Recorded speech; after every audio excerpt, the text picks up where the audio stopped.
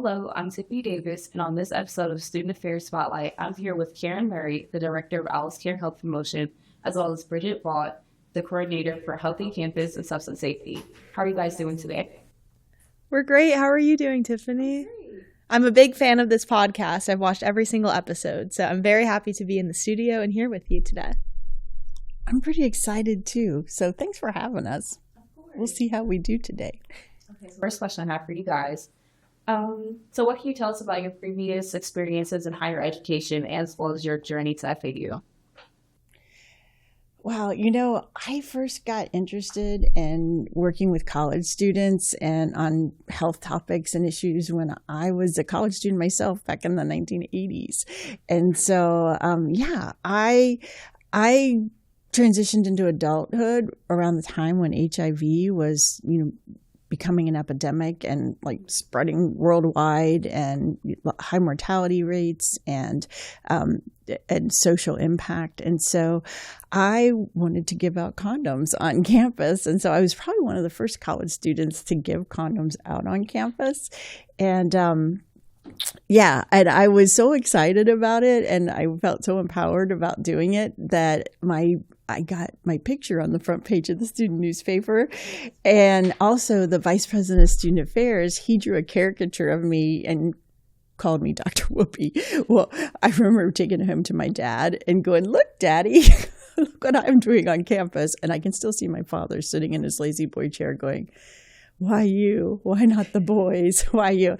And I was like, everybody has to be responsible for their own health and their own safety and look out for each other. And so I took that passion and turned it into a 36-year career of like trying to meet college students where they are with the information that they need when they need it. And it's been a really fun and rewarding ride. And I came to FAU about 12 years ago, and we are a totally all Allen family. My two young adults are alumni now, and my husband Joe works in University Advising Services as the associate dean. So I can't imagine being anywhere but FAU doing what I'm doing right now. I really love this community. And I've been in higher education for about 5 years now. I've been at Florida Atlantic for 2 years this month, which is really amazing. And my master's is in higher education and student affairs. And it was a really wonderful thing to study for me. And throughout that, I had a graduate assistantship, and I also had an internship in the health promotion office, which really aligned with what puts me here today in Alice Care Health Promotion. And I love coming to work every day. It's a fantastic place to work, and I have a great team, and I have fun every single day. So lots of laughs to have in our office, and I love Florida Atlantic. Hey, Karen. So what role would you say that Alice Care serves here on campus?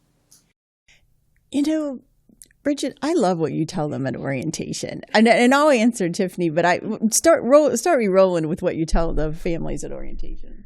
At orientation, I share with the family members and students as well that we're not the doctors, but we give your students the information on how to go to the doctor, what questions they should ask, and other types of resources on campus to help them be well. So that's my one-liner for orientation students and families.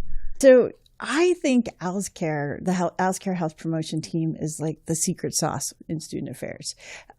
We have on our team people with masters in public health, folks like Bridget and me that have the higher education and leadership background, and we're glue.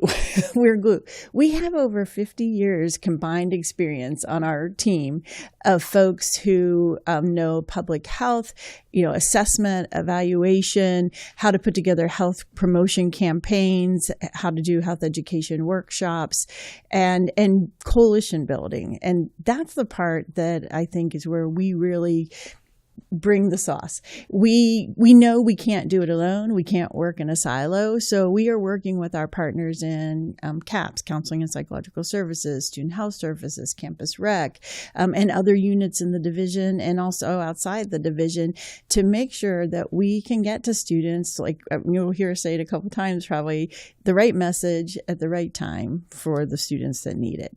And it really takes everybody to do it. And by working with our campus partners, we can hone in what's the best place, best way to get it to the students and how to frame it for students.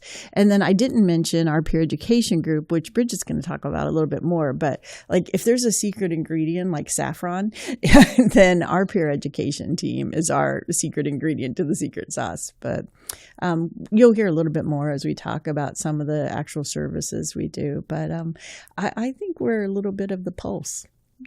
Yeah. Okay, Bridget, I know you mentioned that you talk about questions that students should be asking. What are some of those questions that you think students should be asking? Yeah, students, a lot of time, they don't know how much they should sleep.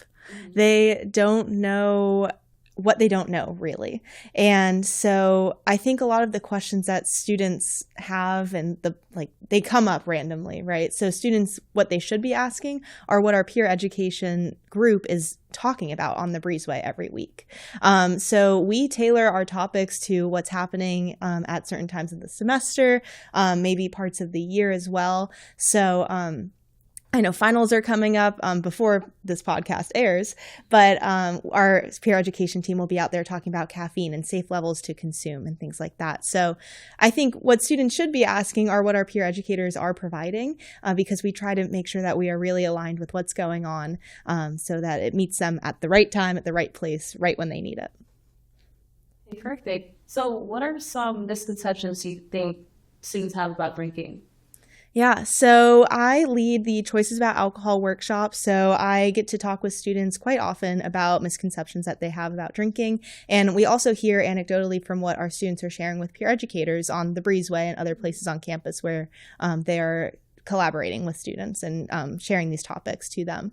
A lot of students think that they have to drink to have fun, and truly that couldn't be further from the truth. A lot of what we do in Owls Care involves surveying students. So we have multiple surveys that go out at multiple times of the year, and what we've learned in every single survey, it's true, the majority of college students are not drinking on a weekly basis, which means that they are finding other things to do to have fun. So it is. It's really great, though, to hear. And we know this because we see such high involvement in our student organizations. We know that there's other great things to do in Boca Raton, like going to the beach and exploring the city as well. So students are engaging in not just things that have a prerequisite of alcohol to have fun. And I think that students really resonate with that message too. But what are some things that you like to do to have fun? I would say really involved on campus. I feel like my participation in my student organizations is what really keeps me busy most of the time. A lot of the time I don't have any other time, but mainly things like that, as well as I really enjoy the events that program board has and the global programming, because I feel like they're honestly like really engaging, really fun. And I feel like it's sort of showing me other sides of the campus that I didn't know about. And I feel like, for example, global programming, they have a lot of cultural events, things like that. So I feel like, yeah, those are really, I feel that really makes FAU, because it's a lot of like branching out, networking and things like that. I also have a question regarding the statistics that you shared about drinking. So do you think that data is tailored specifically to FAU, or do you feel like, for example, in places like Tallahassee, do you think those statistics would be different? Yeah, a lot of our data we have FAU specific, Florida Atlantic specific data, but it is aligning very well with national and state trends as well. So the truth majority of college students are not drinking to have fun as the only thing that they're doing is true state and nationally as well. Okay. Karen, what do you feel about this topic, drinking?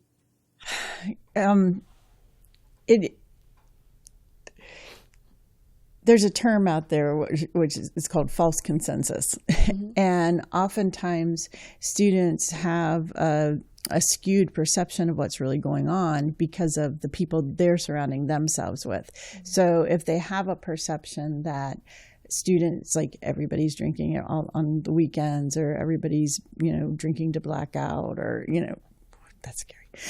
But it's because that's what they're seeing around them, and they aren't seeing what the other people are doing. But if you were to have a triangle, the triangle is like like this, the folks who have, there are students who do have at the very tip of the triangle, have substance use disorders.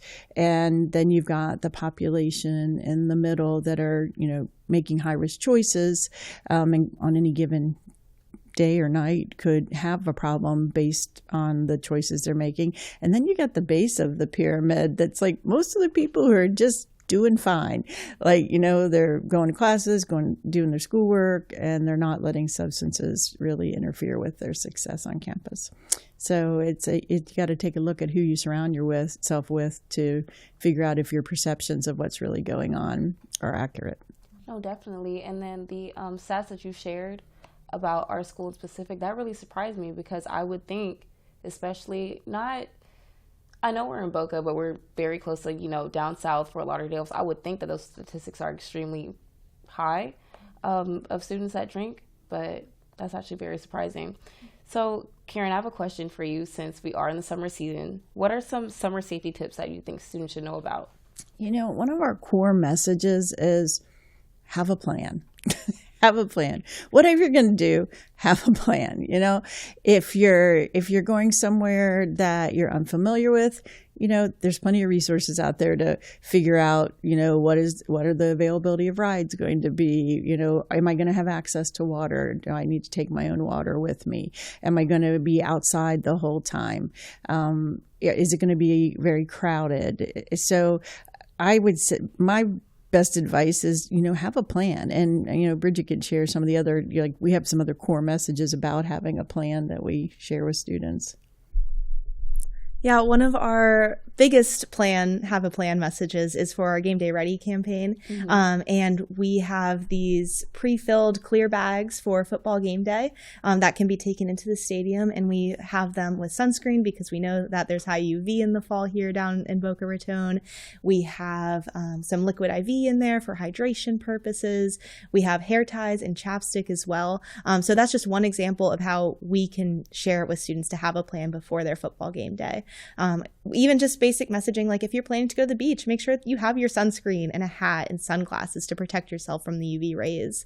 And if you plan on drinking, make sure that you have a sober buddy with you, a designated ride home, whether it be a ride share or a designated driver, and that a sober person knows where you are at when you're out drinking too. So do you have any plans that you've had in your college experience that you've put in action? I do. It definitely depends on where we're going and the activity. Like, for example, if my friends and I, when we go out, we make sure that we know, like, we have a way there and a way back. We normally do, like, the Uber ride share situation. We like to schedule our Ubers beforehand. And then I know if we're about to leave, we like to schedule them right before we leave. And we also, since I do have sort of a big friend group, we sort of designate who's riding with who.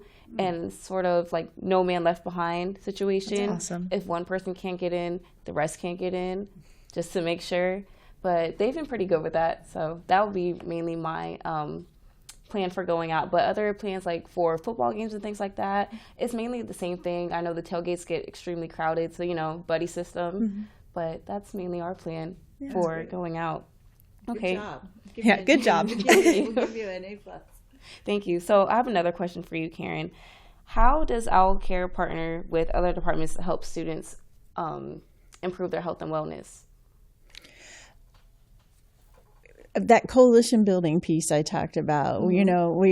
You have to look at the assessment of what it's telling us to be concerned about as far as student behaviors, and then you have to know who has resources that can be brought to bear on developing the message. And so that's one of the ways we do it. Like the water bottle here, and you were sharing with us beforehand that yes, I actually received mine at Owl Involved back in August, and that is the water bottle that I use almost every single day. Yay! I'm glad to hear it because I'm working right now to make the purchase for the water bottles next year. Yes, so a lot of my friends still use theirs. That's awesome. That's great. So that's an example of a big collaboration. Like we know we hand you a water bottle and you're like, this is cool. But, I mentioned data and assessment. And so we knew from our 2024 National College Health Assessment that students gave us a pretty good score on the majority of the students gave us a great score on believing that FAU cared about their health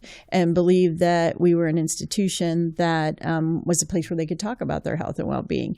And so the health and wellness partners, CAPS, Student Health, Rec, Campus Rec, the Dean of Students Office with their care services, we kind of took on the challenge. We want to do even better. Like, we were pleased that we were one of the highest, we were higher than the overall Florida State aggregate data and how students felt about us. But I'm like, we can do even better. So we put together this Caring for Every Owl campaign. And so it was layered. And so it had the water bottle was like the, hey, welcome to campus. And inside there was a bookmark that had the different services. And what we were trying to do is encourage help-seeking behaviors, because that is a really great indicator of how college students are doing, is if they are willing to seek help. So we wanted to get the message out that we're caring for every owl. Here are the people who can help you care for your health and well-being. And then there were other things throughout, like digital displays and things like that Will continue that message. That's a really good example. Yeah. And then you mentioned ride shares. Right before, we're nimble. Like, we plan 6 months to a year out for most of our campaigns, but we're also very nimble. So if a student comes to us or our partners and say, hey, there's some concern about this type of behavior, we can respond and through our social media and different things, digital displays, get information out. So the ride share became our concern right before spring break. The FAUPD and victim services were seeing some cases related to rideshare.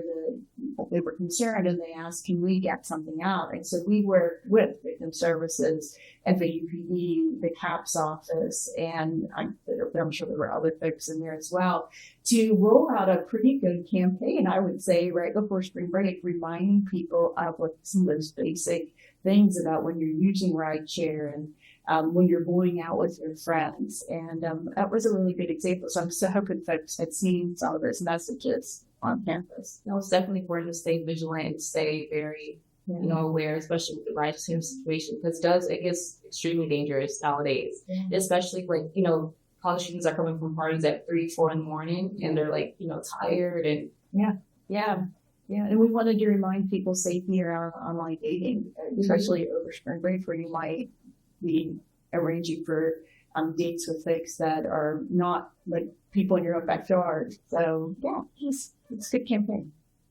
How do you feel about that, Bridget?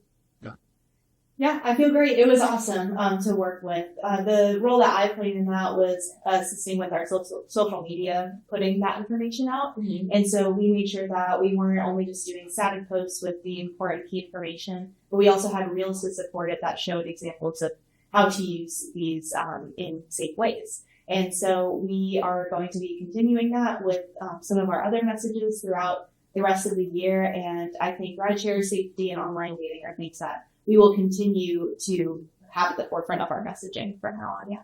Do you guys feel like you guys receive a lot of feedback from your campaigns? Definitely. Noticeable change? Our social media, we got an offer to monetize. Really? She told me that. I think it's true. It's true. Yeah, we're doing really great. We did not monetize the social media. And we thought we were good enough to, which was really exciting. Okay, I'm showing my age. But that's pretty cool. Yeah, pretty cool. There was something else I was just thinking I wanted to mention. Oh, yeah, families. Like we're talking a lot about students and how we work with students, but we work really closely with our Town Family Program, and we make available to parents before students come talking about alcohol. Sorry, right? Yeah, talking with your college student about alcohol handbook. And we do social media, and we share our campaign messages with Jessica over there. And I just am really excited about, because parents are partners. Y'all still listen to them sometimes, and we count on that. So if you're a student and all of a sudden your mom and dad start asking you questions about things that you're like, where's this coming from? Might be coming from House Care, feeding them information. Okay. So do you feel like, actually, with that being said, do you feel like you tend to reach more of like the parent audience or the student audience, or a little bit of both? student is definitely our targeted audience. Mm-hmm. Yeah. But again, when you're looking at partners to help you get those messages across, you know, everybody's a suspect. That we think if there's this, you know, the faith community, like we, you know, that might be a way, like, for us to reach out. We've been talking lately with Hillel to try to get more engaged with working with them more than we have in the past, and because they access so many students. So we're just looking, like, if you were to come to us and say, I want you to, can you come to my student organization and do a presentation on stress or relaxation or whatever, we're there. And so then you become our partner because you've now helped us reach, you know, 25 to 35 hiring people in that organization. But students are definitely our targets. But I know you mentioned previously the peer education. Do you mind expanding on that a little bit? yeah, you know what? She's actually a supervisor over some of our peer educators, and she just beams into that. So I'm going to let her take that one. Our peer educators are amazing. We have a really fantastic team. So they are paid undergraduate students, and we call them our OWLs, peer leaders. And they are, when they first begin their experience with us, we train them through NASPA, so they become certified peer educators. So they have like a special designation that equips them in a different way to talk to their peers about health topics. So they have a robust training period where they learn about our services, our offerings, our messaging, and then also how to adequately talk to their peers in a way that's not only informative, but can really make a difference. And they do a number of things. So they, like I mentioned earlier, we'll talk on the breezeway or other areas on campus that are populated. Sometimes we know that a large campus event is happening, and we'll be either at the check-in or at the event too, so we can share pertinent health information with students as well. I know earlier in the fall semester there was a huge event on the housing lawn, and so we made sure that because we knew it was hot, we were out there talking about sun safety and getting sunscreen out as well. So they do that. We also have them lead workshops, like I was mentioning earlier, like choices about alcohol. Sometimes they will lead our bystander intervention trainings. We have relaxation workshops. We got workshops for really any health topic that you can imagine. And the peer educators are so phenomenal. They work independently. They are really a great resource to students like you, because sometimes it's easier to talk to someone who is your age, knows the college experience, and is going through it at the same time. So I'm so proud of them. They're amazing. Hi to the peer educators I supervise, and hi to the ones that I don't too, because you're also awesome. What are some things that you would say that you see a lot of incoming students struggle with health-wise, and do you have any tips for them? Yeah. There's you know, so much new, like learning to care for yourself in ways that you maybe haven't had to care for, and maybe didn't even realize that somebody else is doing it for you, no matter how much you try to prepare.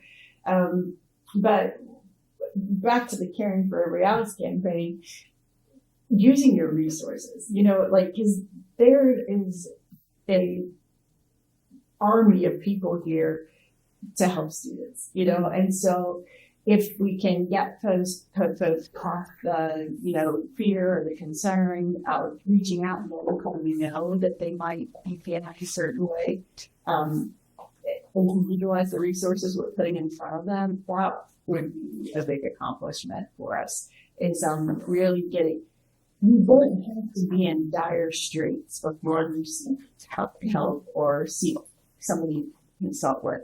Like, the earlier somebody says, hey, I might be feeling this way, you know, less of an intensive intervention that might need to take place, and the outcomes are stronger when you can get in there. And, you know, when you're just a little hungry and you need to get you some, you know, food to get through the weekend and get you tied into versus you're malnourished now, you know, and so we got to get you back to a healthy so you can do well. So that's my advice, is to, like, you know be aware, pay attention, listen to your body, listen to what's going on inside your head, and be willing to let somebody know so that they can get you the resources and the assistance that can help keep you moving forward and help you be successful. And I think you've got something to say to that. Yeah, one of the great resources, I think, incoming students or students in their first year, if they don't know where to start, a great place is our social media. We don't just do typical social media with like trendy reels, but we also do that. But we share a lot of health communication messaging related to all the topics we cover. But we also spotlight campus resources as well. So, like I mentioned earlier, our messaging is layered with what's going on during the times of the semester. So it's always pertinent for the students. And I think that's a great place to start if they don't know where to start with getting resources for them. Okay. Thank you, Karen, and thank you, Bridget. You guys shared a lot of very helpful information that I didn't know personally as a first-year student. And I would like to say thank you for joining us on this episode of Student Affairs Spotlight. Thank you so much. See you next time, and go Owls.